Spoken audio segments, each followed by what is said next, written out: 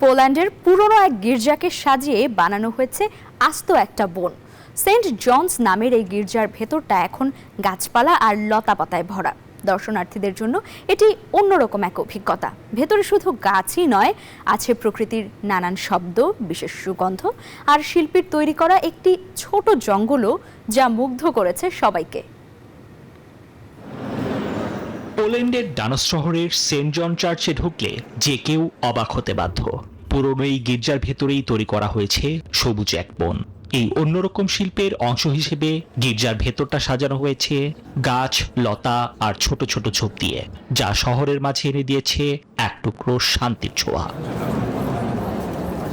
এটা শুধু চোখে দেখার মতো বন নয়, এখানে সব ইন্দ্রিয় দিয়ে প্রকৃতিকে অনুভব করা যায়। শিল্পী গোসা গুলিনস্কার কাঠ দিয়ে বানানো রোজেটা নামের একটি শিল্পকর্মও আছে। সাথে রয়েছে শিল্পীদের তৈরি করা প্রকৃতির শব্দ আর মন ভালো করা বিশেষ সুগন্ধ। কেন এই আয়োজন, তার কারণ জানালেন এই প্রকল্পের পরিচালক। দর্শনার্থীদের জন্য বিশ্রাম আর গভীর চিন্তার একটি জায়গা তৈরি করাই ছিল আমাদের মূল উদ্দেশ্য। এর শব্দ তৈরির কাজটি করেছেন শিল্পী মার্চিন ডিমিটার।